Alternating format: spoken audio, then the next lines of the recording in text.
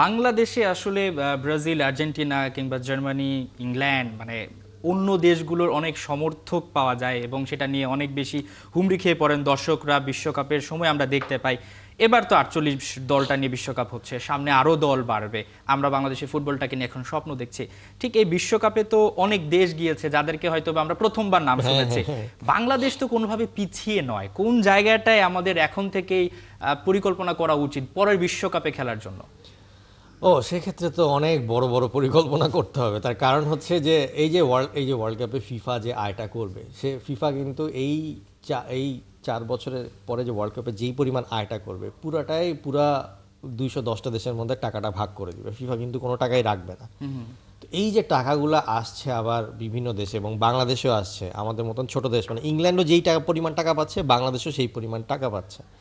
এখন এই টাকাটা দিয়ে আমরা ফুটবল উন্নয়নে কতটুকু ইনভেস্ট করব সেটাই আমাদের উপরে। আমরা কিন্তু প্রতি বছরই 4 বছর পর পর ওয়ার্ল্ড কাপ থেকে যাওয়া হয়, ফিফা কিন্তু এটা সবাইকে দেয়। কিন্তু এটা আমরা এখন পর্যন্ত কিন্তু ইউজ করিনি কখনো প্রপারলি। হয়তো ইউজ করেছি কিন্তু একবারে এক্স্যাক্টলি যে প্লেয়ার ডেভেলপমেন্টের ক্ষেত্রে সেটা কিন্তু আমরা ইউজ করিনি। এখন আমাদের একটা বুস্ট আপ আসছে যে হ্যাঁ, হামজার মতন প্লেয়ার আমাদেরকে আসছে এবং সামনে আরও বেশ কিছু প্লেয়ার এসছে এবং আরও আসার সম্ভাবনা আছে।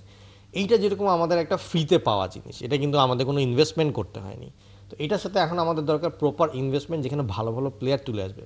ভালো ভালো প্লেয়ার মানে 17-18 যারা আসছে তাদেরকে যাতে এই টপ লেভেলে খেলতে পারে। আপনি দেখবেন আন্ডার 17 আমাদের পারফরমেন্স কিন্তু খুব ভালো হয়, কিন্তু যখনই ন্যাশনাল টিমে আসে পারফরমেন্স ডাউন করে। কারণ আন্ডার 18-17 থেকে ন্যাশনাল টিমের যে পারফরমেন্স, এই দুইটার মধ্যে বিশাল তফাৎ আছে। এখানে আপনার অনেক রকমের ব্যাপারগুলো খেয়াল রাখতে হয়, নার্চার করতে হয়। তো যেই জায়গাগুলোতে আমরা আসলে আমরা দিই না, কারণ আন্ডার 17 পর্যন্ত সবাই কিন্তু সেম রকমের ফর্মুলাই ফলো করছে, কিন্তু এর পরেরটা হচ্ছে যে আপনি এক্সট্রা কি ফর্মুলা ফলো করছেন। তো আমাদের এই এক্সট্রা ফর্মুলাটা হচ্ছে না বলেই ন্যাশনাল টিমের পারফরমেন্সটা ডাউন হচ্ছে। সো আমাদের এখন ওইখানে আর কি নজর দিতে হবে।